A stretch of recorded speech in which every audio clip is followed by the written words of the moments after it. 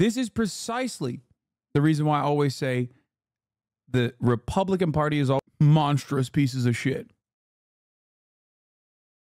Years when it comes to big rolls of paper you plop your bare arse on.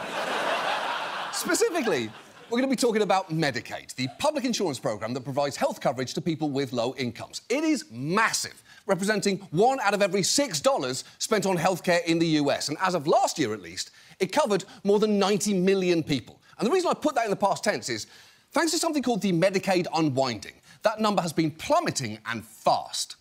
Hundreds of thousands of Americans are finding out they may be without all-important Medicaid coverage. It's a process they're calling Medicaid unwinding. They basically said, hey, sorry, you don't have insurance. We took you off the books. They didn't even tell me that it was dropped. We have people that we have served for 15 to 20 years, and suddenly they're dropped off Medicaid. It's true. People have been getting kicked off Medicaid, and sometimes with no notice. In the last year, net enrolment has dropped by over 11 million individuals, including nearly 5 million children. And just for once, could the government blindside people with something beneficial or even just fun? Like if one day Congress announced they'd be adding Shrek to Mount Rushmore. That would be something. He'd fit in so naturally you may not have even noticed he's in there. There he is right now. And that is better. Mount Rushmore is better with Shrek on it. And the thing is, all of this was to some extent by design. The unwinding has its origins during the pandemic because when COVID started, one early relief bill had a requirement that states couldn't kick people off Medicaid, which was a good idea, given that there was a giant global public health emergency and millions of people were losing work and getting sick. But at the end of last March, that policy expired, and for the first time in 3 years, states started checking people's Medicaid eligibility again. Some states, like Georgia, even tried putting out PSAs like this one to alert people to the changes that were coming. Hey, did you know there may be some big changes coming to your Medicaid coverage? You're a talking peach. Sure am, but that's not important right now. What's important is that you visit staycovered.ga.gov and update your contact information. Why? Well, the federal public health emergency may be ending soon, so it's important that you verify and update your Medicaid account. Thank you, Mr. Peachy. Oh, no, that's my brother. I'm George. It's excellent. I mean, it's all very good, but my favourite part there is the shopper saying, you're a talking peach, and it responding, sure am, but that's not important right now. Disagree, talking peach. You're a piece of fruit that can talk. That is maybe the most significant event in the history of humanity, or fruit. If that were to happen, every government would have to rethink their farming policies immediately. The UN would hold an emergency assembly regarding the talking peach issue. And how could anyone ever be comfortable eating fruit again, knowing that at any moment it could go suddenly, ow, ow, stop it, you're hurting me. Now, unfortunately, despite magnificent PSAs like that, not everyone heard about the Medicaid unwinding or knew exactly what they had to do to keep their health care.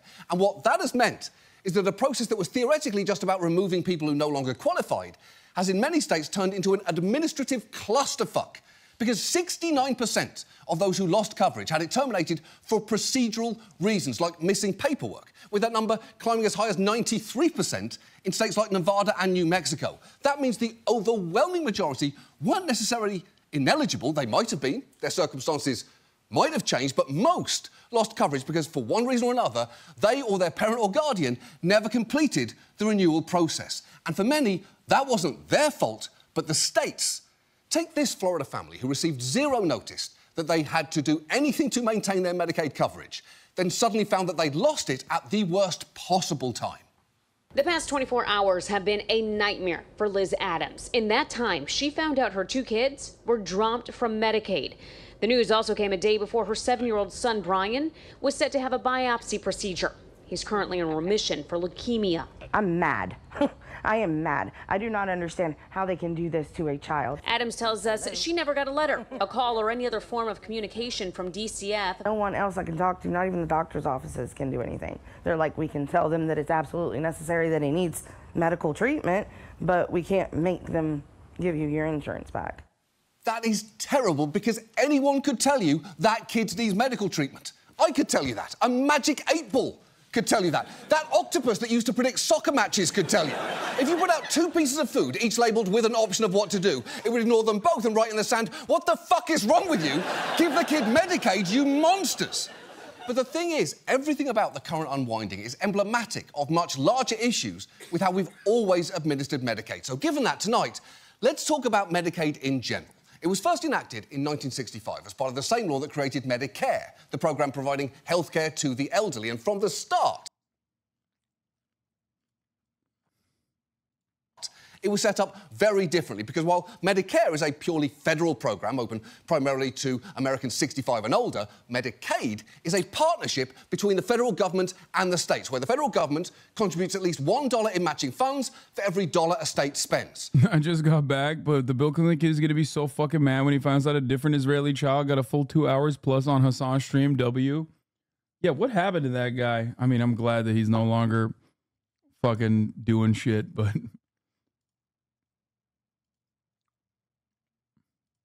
And while there are some federal requirements that states must meet, they get a lot of leeway in deciding how to run their programmes. And when done well, the services they provide can be transformative. For instance, Medicaid can pay for people with disabilities to have home health workers come and help with mobility and daily living, which is huge, as this activist pointed out a few years ago when cuts to Medicaid spending were being floated. Medicaid paid for my shower today, made it so I was able to eat breakfast, helped me put on my clothes. How's it going? I breathe because of Medicaid, my ventilator. I move through the world because of a wheelchair funded by Medicaid.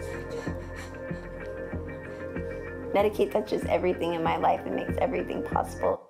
Exactly. When Medicaid works, it can be amazing. Unfortunately, it often doesn't work that way, which you can probably guess by the fact that we're talking about it now. If this show was supposed to make you feel good, it wouldn't be hosted by me. It'd be hosted by Stanley Tucci. Can you imagine? You'd be watching an impossibly horny 30-minute deep dive on Negronis right now. That's a better show. I wish this were that show. You wish this were that show, but guys, I'm sorry, it just isn't. The thing is, not all states offer care like that or make it easy to get, but there's actually an even bigger problem here, which is that in general, even for those who qualify for Medicaid, it can be incredibly difficult to access. And the problems begin with basic administrative fuck-ups, like what happened to this one-year-old in Florida. Raven received a Medicaid health insurance card, which, by the way, has her correct date of birth on it. But the state kept rejecting it when her doctor tried to run it on grounds she's not yet born. She is not born. She is 13 months old, alive, but she is not born. She is still apparently a fetus in my womb. So I just pray she doesn't get hurt or doesn't get severely sick because I'm out of luck. They've got copies of her birth certificate, her social security, everything to prove she was born, including being physically there. Wow. That family actually went $2,000 into debt paying for routine care for their child while the state tried to figure out if she existed or not, which is ridiculous. If you want to know if someone was born, here is a quick trick. Just ask, were you born? If they say yes, they were born. If they say no, they were born.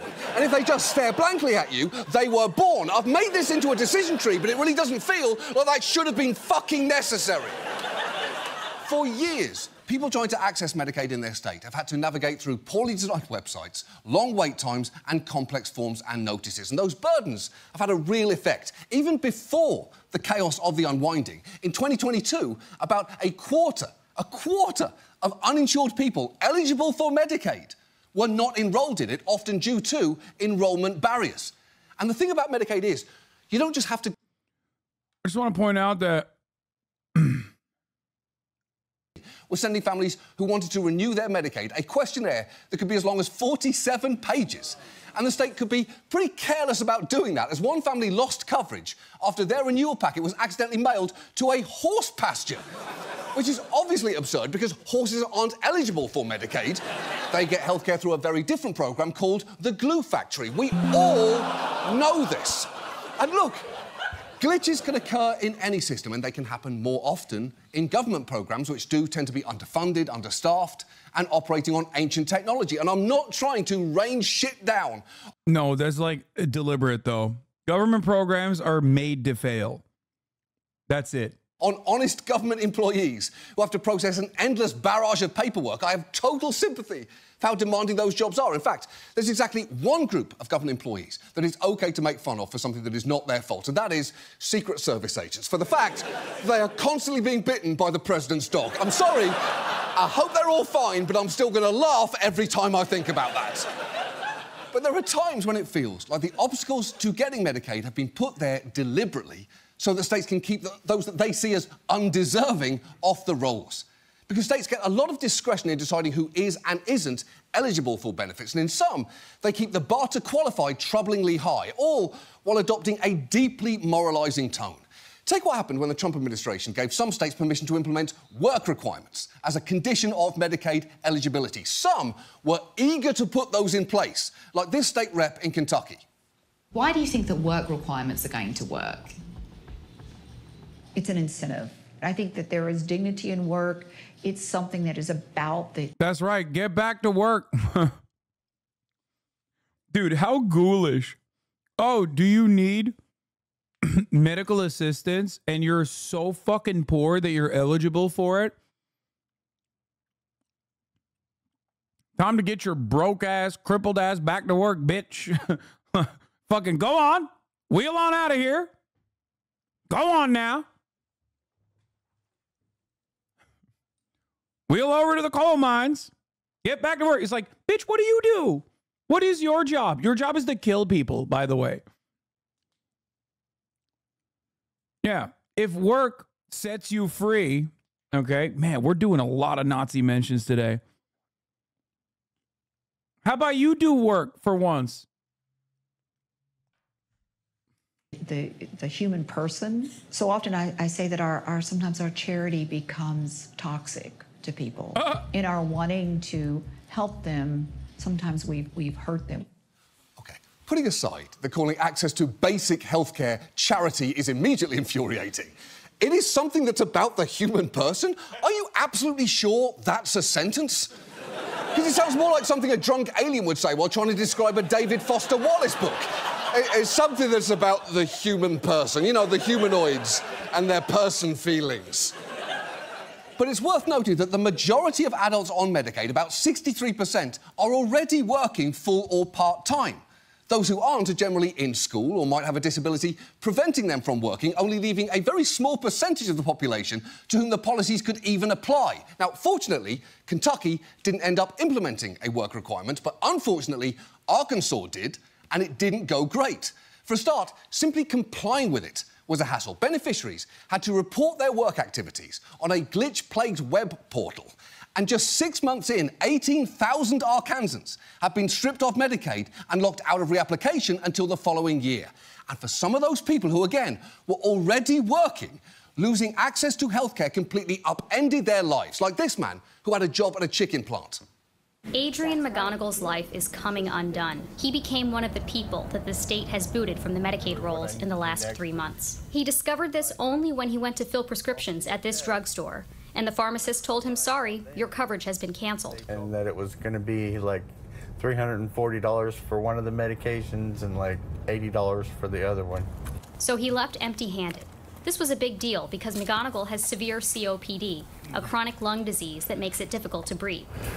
Without his meds, he landed in the hospital multiple times and missed a lot of work. His supervisor tried to accommodate him, but he wasn't healthy enough to perform his job. Best country in the world, baby. Wealthiest nation on the planet, baby. USA. USA. We're so poppin'. We're so poppin'. So he lost it.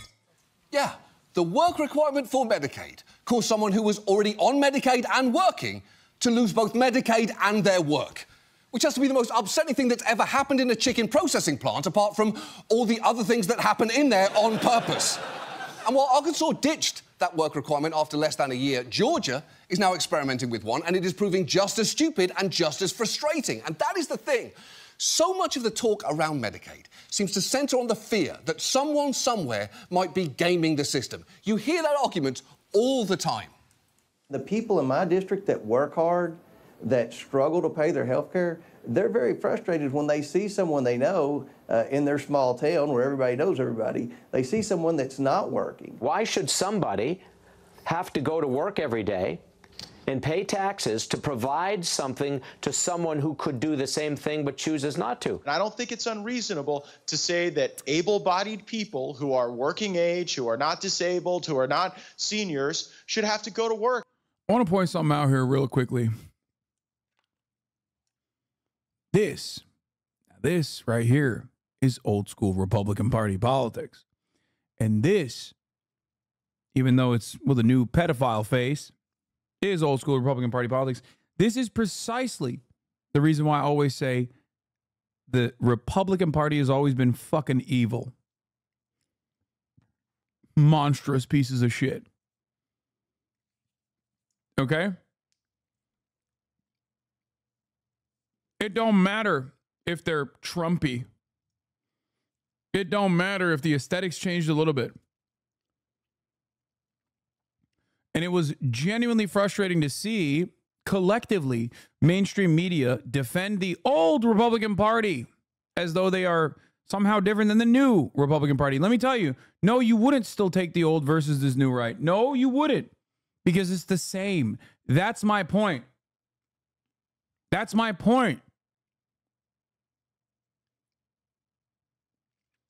And let me tell you, back then, oh, buddy, back then it was more frustrating.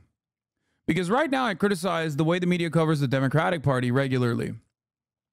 Now imagine, many of you weren't around 10 years ago this invested in politics, so you probably don't remember this. Imagine having a guy like this, like fucking Paul Ryan, genuinely being like, yeah, I know that my father was an alcoholic who killed himself, and therefore I literally am alive as a consequence of government-funded social safety nets, okay?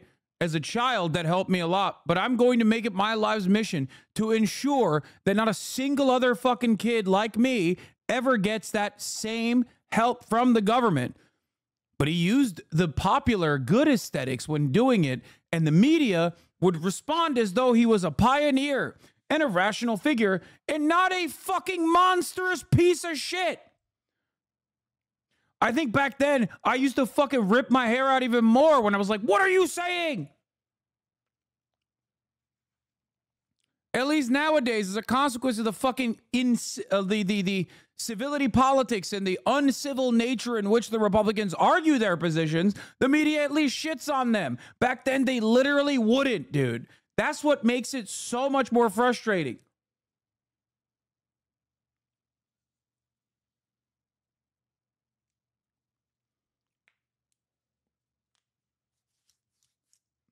Very frustrating. Very, very, very annoying. Oh. If they want someone else to pay for their health care. Look, it goes without saying that I disagree with Matt Gaetz on a lot of issues. His stance on immigration, his stance on gun control, his stance on hanging around with teenage girls. We don't see eye to eye on most things, but on this I particularly disagree. Because states already aggressively monitor Medicaid eligibility, and some of their efforts can be deranged. Take Tennessee. Their state inspector general has a Medicaid fraud unit that posts the names and photos of people it arrests on a government website and social media, with some even ending up on a most wanted list. This woman was charged with a felony for supposedly receiving Tennessee benefits while living in Mississippi and wound up having to pay $2,000 to bond out of jail and even more to hire an attorney, all just to show that she'd not in fact committed Medicaid fraud. Her driver's licence just had an outdated Mississippi address. So her only real crime there was not wanting to stand in line at the DMV for 8 solid hours.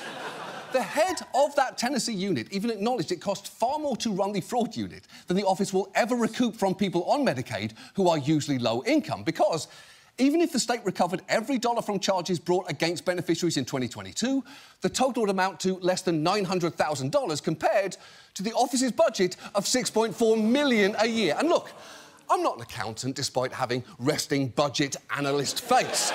But even I know that makes no financial sense. And look, I'm not saying Medicaid fraud doesn't exist. It does. But for the most part, the costliest fraud isn't being committed by patients getting care they may not technically be eligible for. It's providers doing shit like this. A husband and wife living a fairy tale lifestyle paid for by all of us. Over a 3 to 4 year period, they were true jet setters in their private $900,000 plane. The Herons ran 2 health services in North Carolina. One of my favorite facts of all time, which is not a very fun fact at all, guess what? Is the fact that the largest record holder for the largest Medicare fraud, not Medicaid, Medicare fraud, is in the hands of a man who you might recognize as Voldemort from the Harry Potter series. You might also recognize him as the former Florida governor or the current fundraising chair, or I think he was the fundraising chair. That's right, Rick Scott. Just remember the anger that you feel and the resentment that you have for these people, and then think about the state of Florida. Because the state of Florida saw that fucking lizard-looking scumbag and knew exactly what he had done, and were like, that's my governor. I'm voting for him. They billed the state's Medicaid system at least $17 million. Most, if not all, of the patients they claimed to help were already dead. Their names gleaned from obituaries and cross-checked with the Medicaid database. That is obviously reprehensible, but if I could just give one quick note to that news station. Everyone knows what dead people are. You don't have to show B-roll of a cemetery for us to understand the concept of death. Just like when you said the Harans ran 2 health services, you didn't need to show stock footage of a doctor writing something down on a notepad. But interestingly, you didn't do it all the time, did you? Like, when you said the phrase $17 million, you didn't feel the need to show this stock footage of cash slowly falling out of the air. But why not? How else will your viewers understand what money is?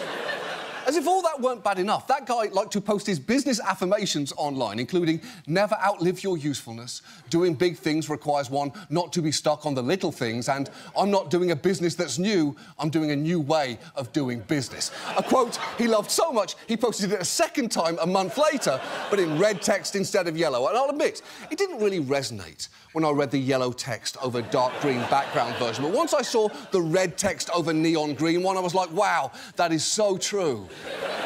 That's totally what he was doing. But that is by no means the only case of Medicaid providers defrauding the government. In Arizona, there was a group of fake rehab centres that for years claimed fraudulent reimbursements for patients who were either getting services they didn't need or not getting them at all, reportedly taking in more than $2 billion from the state. And some of their submissions really should have raised red flags, like a bill for alcohol rehabilitation for a 4-year-old, which is a little difficult to believe. If toddler alcoholism were a genuine problem in this country, you'd have definitely seen a TLC series about that. You know that is true, and you'd probably have watched it. And while in both of those cases the providers were eventually caught, it took years for that to happen, again and again. The priority seems to be making sure no individual gets a penny more healthcare than they deserve, even as states are weirdly blithe about much bigger amounts of money flowing out the door to large organisations. And speaking of large organisations, there is one last massive flaw with our Medicaid system, and it has to do with managed care organisations, or MCOs. These are private companies states contract to deliver and pay for healthcare. Currently, 72% of Medicaid beneficiaries are enrolled in a care plan overseen by an MCO, and it is big business. The 5 biggest MCOs are on the Fortune 500, including Centene, which has long been a favourite of this guy. Centene!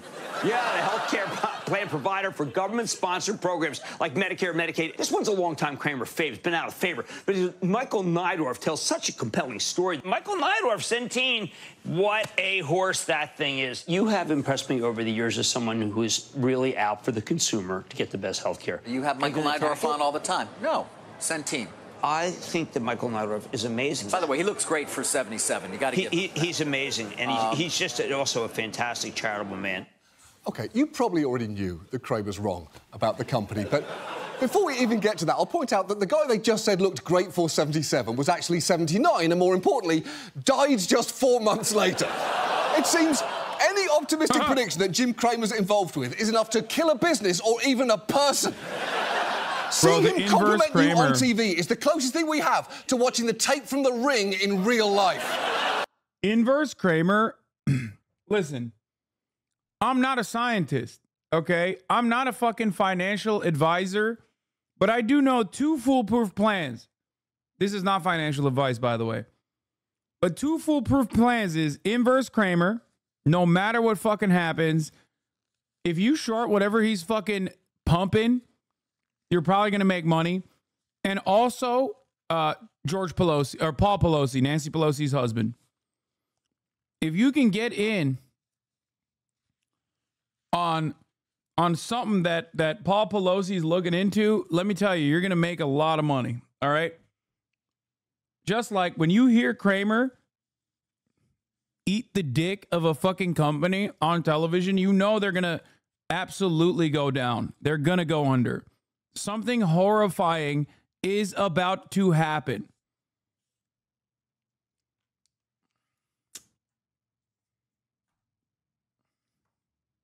Something great will happen for your pockets, but something awful is going to happen to that company. I have to assume that there's like,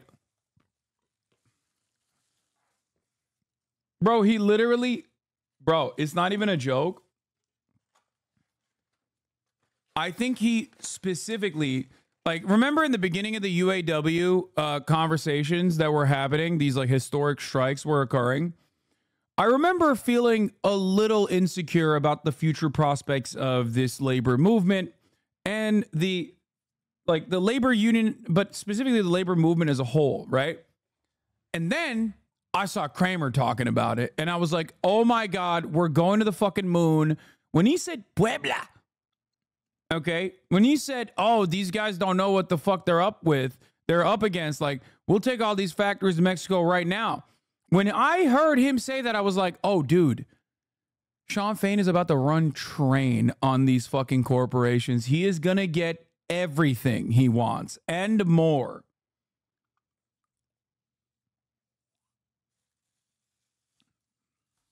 And we were right. Lo and behold, inverse Kramer happened. It literally happened. Puebla.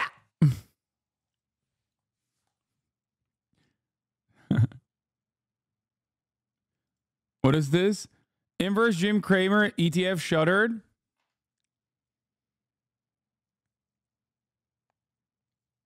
But the lack of interest in the strategy caused LJIM to shutter just half a year after his debut. Now, 5 months later, SJIM is meeting the same fate as his counterpart. We started the ETF in order to point out the danger of following TV stockpilers, Jim Cramer specifically. What happened? Did he say go long on this ETF? He was like, that's right. Inverse Jim Cramer, going to the moon. Lo and behold, boom. Literally, moments later. Now, as for Centene itself, there are serious questions about how it's made some of its money. In 2021, after Ohio sued it for overbilling Medicaid, it settled and paid the state $88 million. In fact, it's now settled allegations of overbilling in at least 19 states for nearly $1 billion. And I would argue that if you've had to do that, you may not deserve to exist as a company anymore, let alone have Wall Street's thirstiest business boy go hubba hubba ooga over your stock price. And look, financial damage is one thing, but the most infuriating thing about MCOs is that, as with so many players in our for-profit healthcare system, they are incentivized to cut costs at the expense of necessary care, because MCOs get paid a set monthly amount per person, meaning they get a fixed rate. So their profit is whatever they don't spend on patients. And you can probably see where this is going. In state after state, there have been heartbreaking stories of MCOs denying care and prioritising cost savings over patients. There have been headlines about this in Florida, headlines about it in Texas, and headlines in Iowa. And just to focus on Iowa, it transitioned to using MCOs to run its Medicaid program in 2016. In just its first 3 years, there was a nearly 900% increase in members being illegally denied services or care. And some of the cost-cutting was absolutely enraging. Like what happened with Louis Facenda, who has cerebral palsy and was living with his mother. He needs a lot of care, which, prior to the switch over, was provided by Medicaid. But once an MCO got involved, he lost a lot of what he'd been getting, starting with his medications. It was a nightmare. It was literally a nightmare. What am I going to do? I can't afford all that medication. Also cut were his daily nurse visits. So for 6 weeks, Louis went without the in-home bathing and diaper changing he had had for years. He wasn't getting changed like he would normally get changed 2 or 3 times or more a day. It wasn't just the services, it was the mental part of his state of mind, not understanding why all this was happening. Look, that's obviously maddening, and it doesn't get any better when you hear a doctor at AmeriHealth, the MCO that took over in Iowa, explaining in a hearing about a similar patient just what the corporate thinking was about the necessity of keeping... People have bowel movements every day where they don't completely clean themselves, and we don't fuss over too much. People are allowed to be dirty. You know, I would allow him to be a little dirty for a couple of days.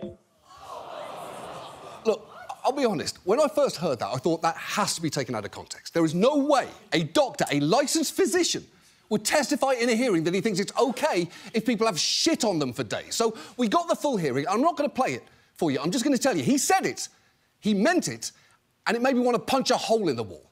And just watch what happens when Louis and his mum were told about what that doctor just said.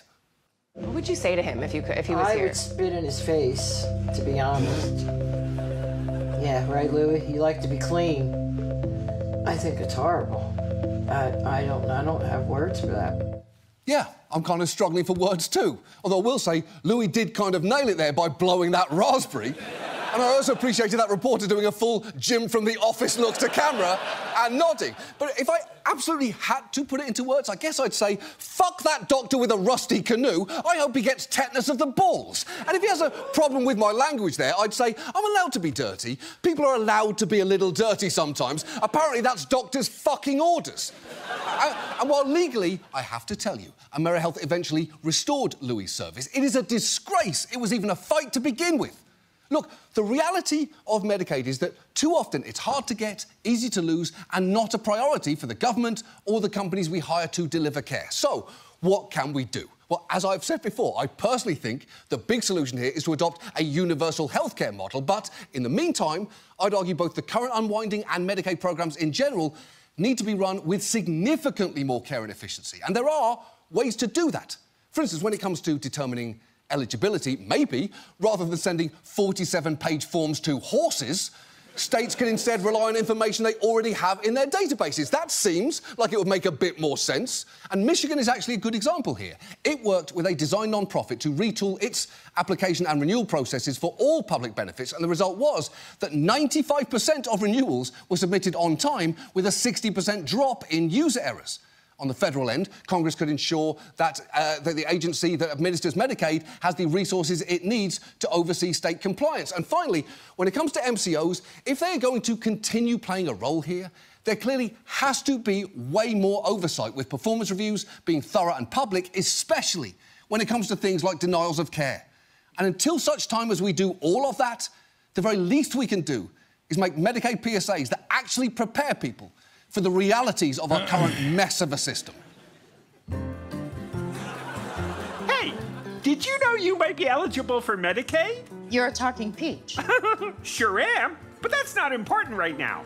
What do you mean? You can talk? Could all peaches always talk? Sure we could, but don't focus on that, because I want to talk to you about Medicaid. Is anyone else seeing this talking peach? I see it too, Mommy.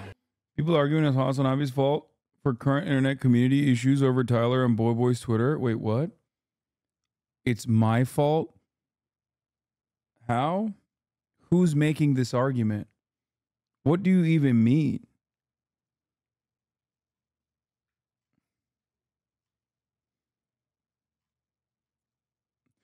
It is pretty funny because, like, I was locked out of my account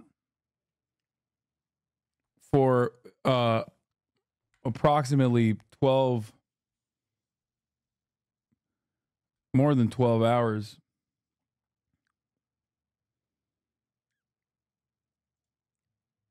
This is your, bro, this has no likes. You're so fucking stupid.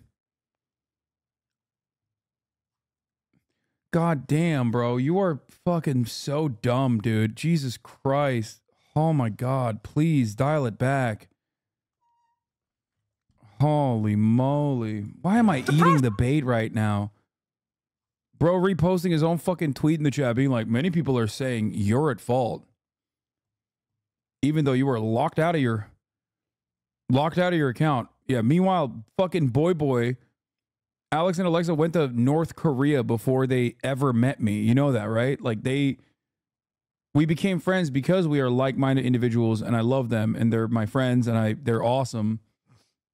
The process of getting on Medicaid is different depending on where you live. Okay. The good news is that pretty much in all states, generally. I had a question while you were debating. What if an Israeli Jewish citizen wanted to marry a Palestinian? Would they gain citizenship? I don't believe so. I don't think so either. I remember reading a story, or might have been actually that we watched a story on an Israeli person who they can't either. They had to move to the West Bank. Yeah, they literally. This has happened before, where they just straight up. Yeah, I think was it out. Yeah, it was Anthony Bourdain, the cooks that opened a restaurant in the West Bank. It was a couple who. One Israeli Jew, I think, and a Palestinian Muslim or Palestinian Christian in the West Bank. They fell in love with one another. They got married, but he could not get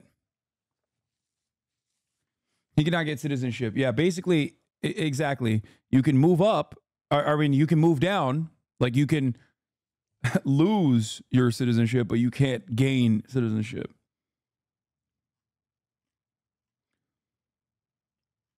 Low-income children, pregnant women and families, and people with disabilities are eligible for Medicaid, with some exceptions. Are there going to be a bunch of bullshit loopholes or something? Oh, you have no idea. Well, he's right. Take my state, Texas. Oh my God, there's more of you.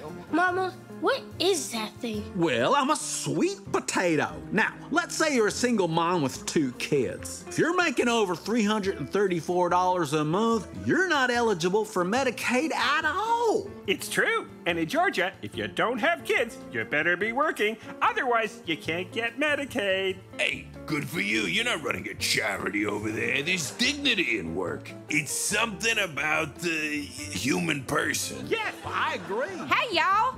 I'm from Louisiana. Mom, what's up with this one's eyes? Yeah, this one's got wrong eyes. In my state, we check your finances every 3 months to make sure you haven't gotten some overtime or picked up some seasonal work or nothing. Guess what? In Wyoming, if you're an adult without kids or disabilities or a pregnancy, you can't qualify for Medicaid at all, no matter what your income is. There's literally no... The fuck? Wait, that's the... I didn't even know that. Holy shit. Thank you, Talking Vegetable. No way to qualify for it. Oh my Lord, is that true? Even if you're like out of work and like making no money? Yes! Honestly, that's fucked up. It is fucked up. I agree with the coconut. That's super fucked up. Mommy, I'm scared. I know, buddy. Come over here. Stand on this side, away from the produce. That's a cute kid you got there. Thanks. Don't worry, his Medicaid coverage won't be cut. I smell more bullshit loopholes. Unless you don't fill out the proper paperwork. But also, maybe if you do. But there's a glitch in the system. Like, I don't know, us mailing your form to a horse pasture. Oh, it's happened, y'all. Mm-hmm. Hey, how do we know your kid was really, born anyway? Excuse me? Yeah, if that kid wasn't born, then he doesn't get Medicaid. Prove he was born.